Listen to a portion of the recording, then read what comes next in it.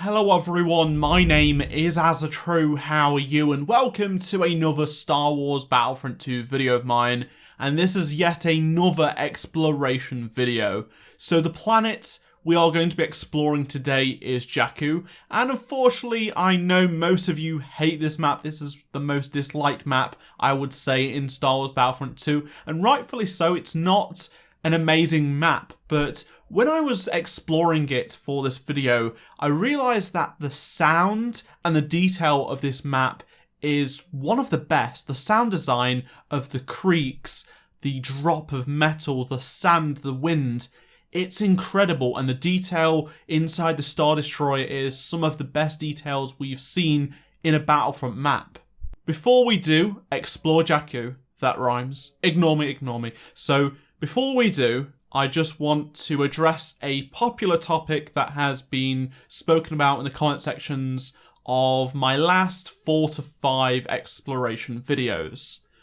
So a lot of you have been saying the videos are too slow, they drag out too long, they're too long, and you don't want to be seeing under the floor of the map, you don't want to be seeing inside walls, vehicles, that sort of stuff. Well, I just want to put this out there. The reason why this video series is a thing is because the idea behind it is to go under the map, to go inside walls, to see if there's any sort of Easter eggs or any glitches, that sort of stuff.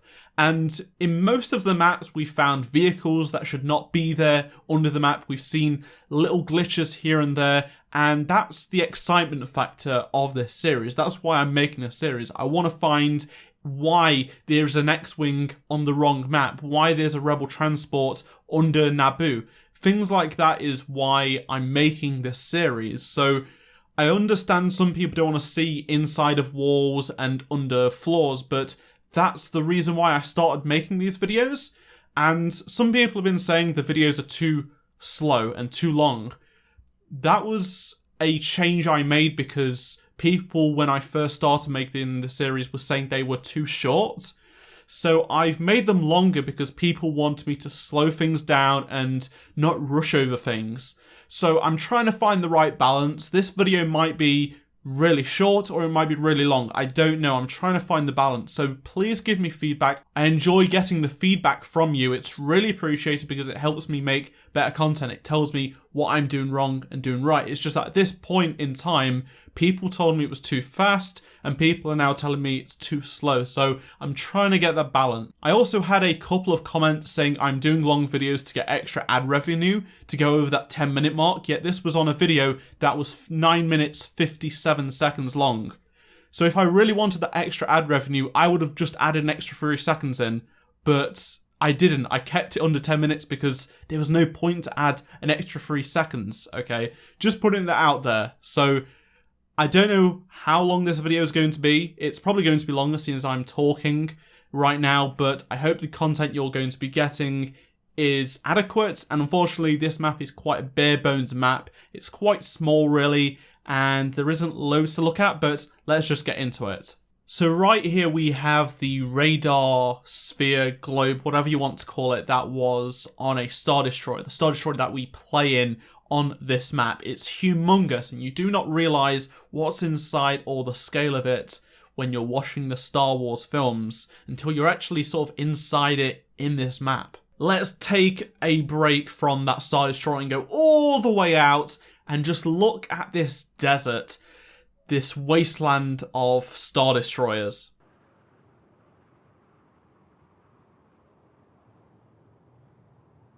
Just like the previous Star Wars Battlefront Jakku map, it's a graveyard of giants. Now, this map is pretty huge. It's very basic. It's mainly just sand. There is literally nothing.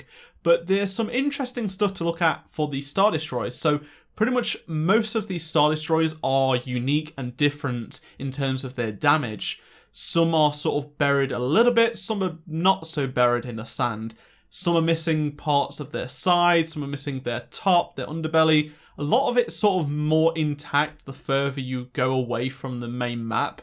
There's nothing under the map this time. I've been under the entirety of this map and there is literally nothing to look at. Also, I've adjusted the colours a little bit, so it may look quite orange and blue, but this is so you could actually see where we're going. Because of the sand effect, the dust storm effect, it was really hard to see from a distance all of the sand dunes in the Star Destroyers. And there's also a couple of sand dunes that are just random, like really small, in small groups on the map for some reason. I don't know why, but they are here, there, and everywhere.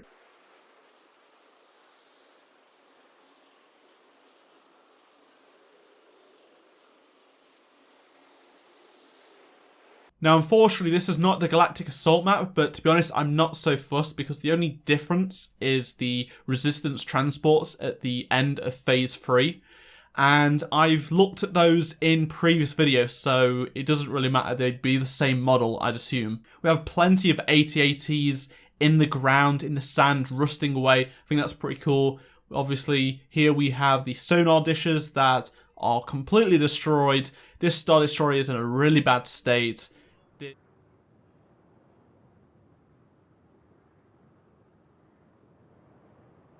These Star Destroyers have suffered major explosions from the outside and inside, lots of fire, and a huge crash, and have been buried in the sands for almost 30 years. So they've had lots of sandstorms, they've been attacked from all of the harsh conditions Jakku has to offer, so that's why they're in such a bad way.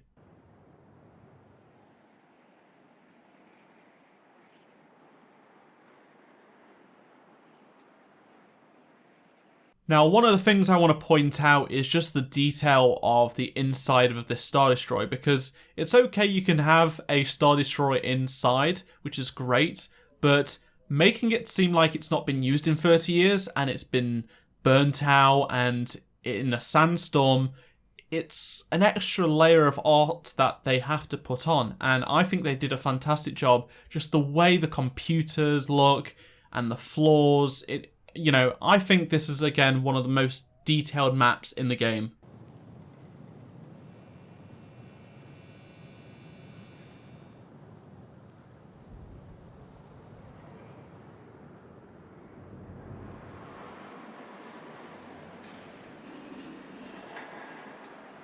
As you can see in this video, the map is quite different to the previous maps we've looked at. The interior, when you go behind it and under the floor, is just space. There is literally nothing under it other than the occasional prop that has just been left there because of the sand. Also, the undersides of TIE fighters that, I mean, have just been left there. There's lots of TIE fighters on this map. There are hundreds just rotting because they were in a hangar and the sandstorm and the crash just destroyed them.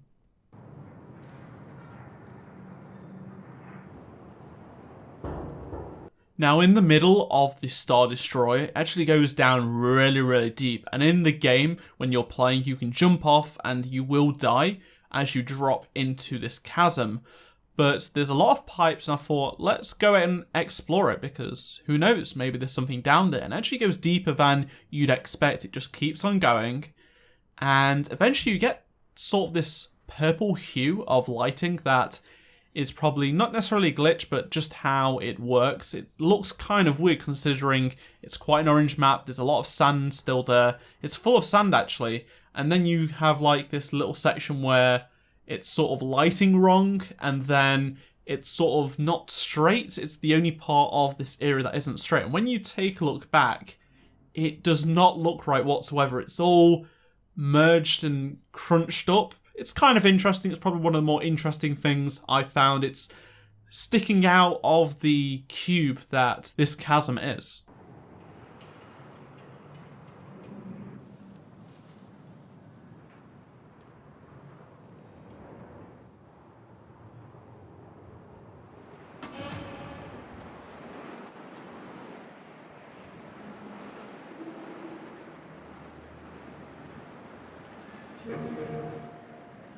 In the TIE fighters, there is nothing. They're pretty much the same models if they are not destroyed, as we can see. If they are intact, they're pretty much the same model as what we have in the multiplayer version of Starfighter Assault. There is no difference there, to be honest. The cockpit's completely empty.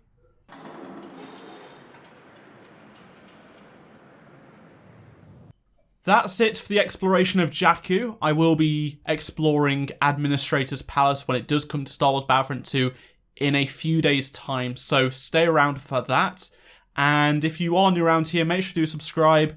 Check out any of the 2 previous videos on screen, and if you enjoyed this video, be sure to drop a like, and I shall see you all in my next Star Wars Battlefront 2 video. Goodbye.